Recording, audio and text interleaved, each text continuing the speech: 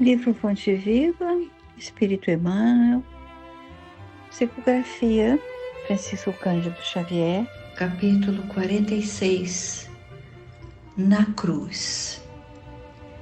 Ele salvou a muitos e a si mesmo não pôde salvar-se. Evangelho de Mateus, capítulo 27, versículo 42. Sim, ele redimira a muitos. Estender o amor e a verdade, a paz e a luz, levantar enfermos e ressuscitar a mortos. Entretanto, para ele mesmo, erguia-se a cruz entre ladrões. Em verdade, para quem se exaltara tanto, para quem atingir o pináculo, sugerindo indiretamente a própria condição de redentor e rei, a queda era enorme. Era o príncipe da paz e achava-se vencido pela guerra dos interesses inferiores. Era o Salvador e não se salvava. Era o justo e padecia a suprema injustiça. Jazia o Senhor flagelado e vencido. Para o consenso humano era a extrema perda. Caíra, todavia, na cruz, sangrando, mas de pé, supliciado, mas de braços abertos, relegado ao sofrimento, mas suspenso da terra, rodeado de ódio e sarcasmo, mas de coração içado ao amor. Tombara, vilipendiado e esquecido, mas no outro dia transformava a própria dor em glória divina. Pendera-lhe a fronte, empastada de sangue no madeiro, e ressurgia à luz do sol, ao hálito de um jardim. Convertia-se a derrota escura em vitória resplandecente. Cobria-se o lenho afrontoso de claridades celestiais para a terra inteira. Assim também ocorre no círculo de nossas vidas. Não tropeces no falso triunfo ou na ausência barata dos crucificadores. Toda vez que as circunstâncias te competirem a modificar o roteiro da própria vida, prefere o sacrifício de ti mesmo, transformando a tua dor em auxílio para muitos, porque todos aqueles que recebem a cruz em favor dos semelhantes descobrem o trilho da eterna ressurreição.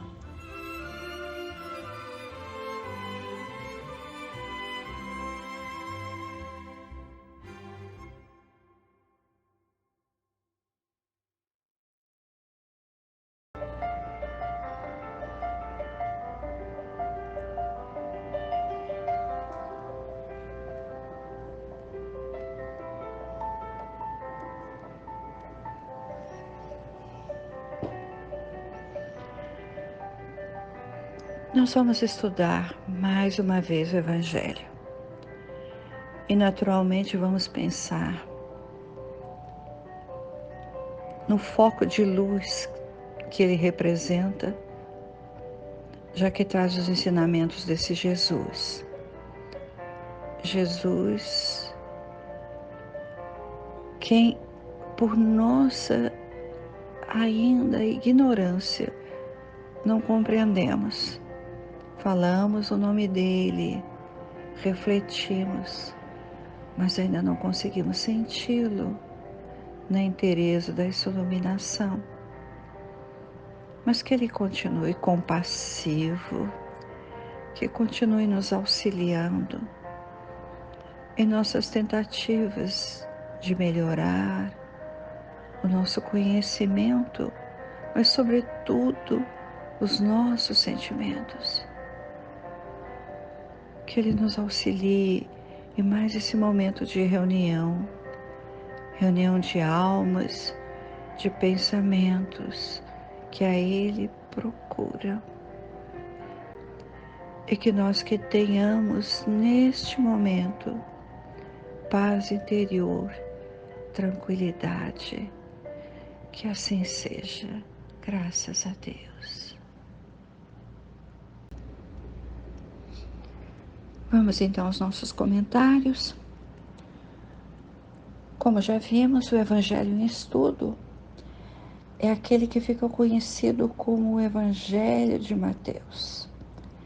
Ficou conhecido porque podemos considerar que ele talvez tenha sido composto a partir dos manuscritos de Mateus.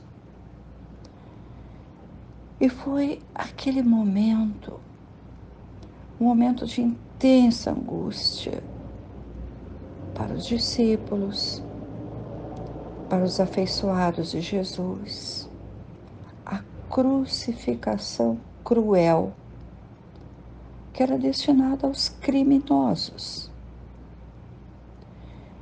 Nós encontramos narrativas semelhantes nos 4 evangelistas. Mateus, como vimos, em João, o apóstolo mais jovem, e como lembramos, foi o único que permaneceu mais próximo à cruz, ao lado de Maria, das outras mulheres. E pensamos, onde estaria Mateus nesta hora? Mais distante, misturado ao povo que gritava e zombava, assim como Pedro estava distante e outros tão temerosos. E é compreensível o temor deles. Afinal, tudo acabava na cruz.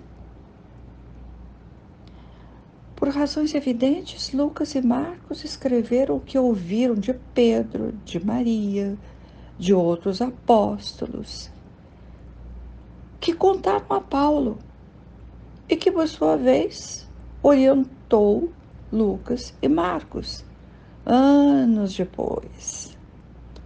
O povo que saudara Jesus no domingo anterior, e que hoje chamamos de domingo de Ramos, agora, quem sabe, esse mesmo povo tão temerosos, os homens do poder judaico, zombavam e o acusavam de desviar-se da crença tradicional.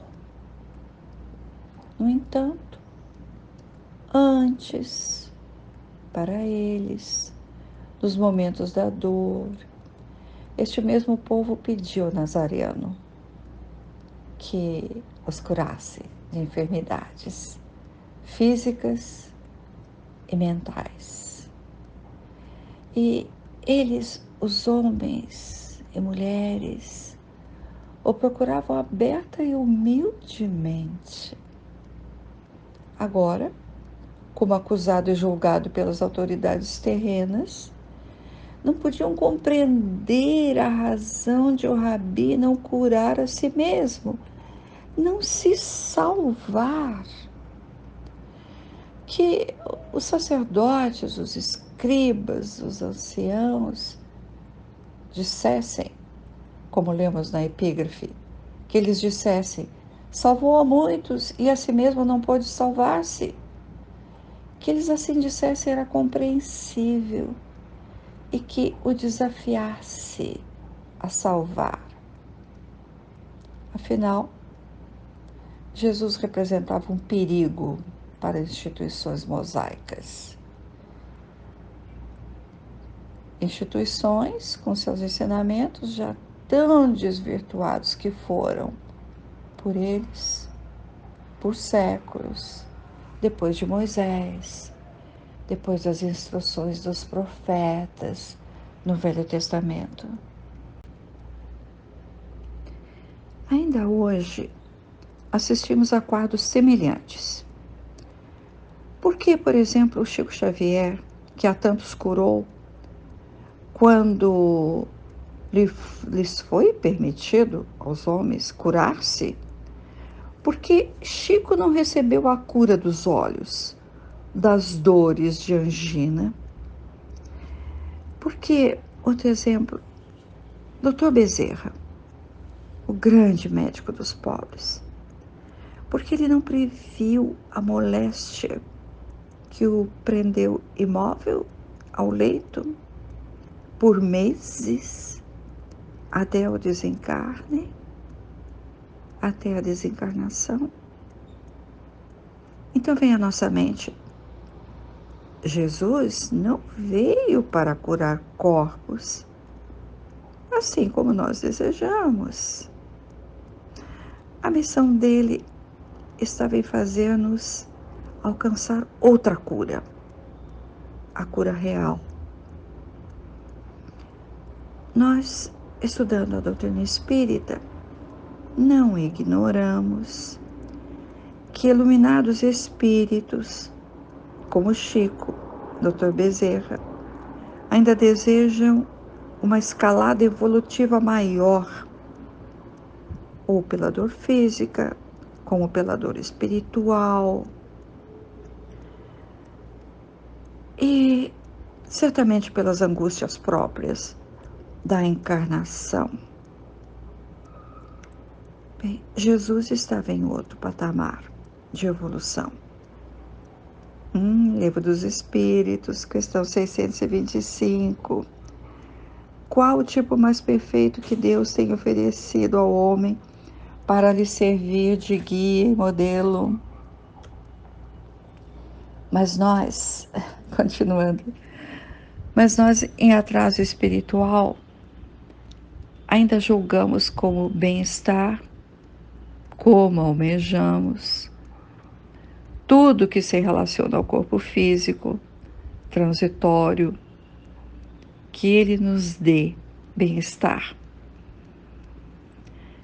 E Jesus entendia a rudeza dos corações.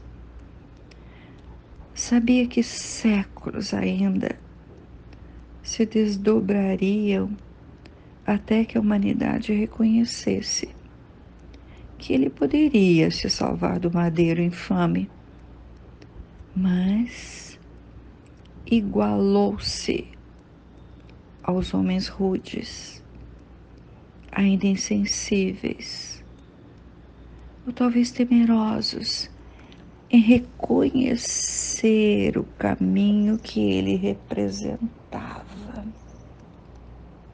Temerosos. Ainda hoje, ouvimos que Jesus morreu na cruz para nos salvar. Sim, para nos salvar, mas não da maneira que supomos. Ainda não fomos salvos, porque não percorremos a trilha de resgates que poderá nos livrar dos pesados fluidos que carregamos da vida atual ou de vidas anteriores, em que nos julgávamos cristãos, sem, no entanto, seguir o Cristo. Diziam os perseguidores judeus e romanos: ele se diz filho de Deus. Por que o seu Deus não o livra se o ama?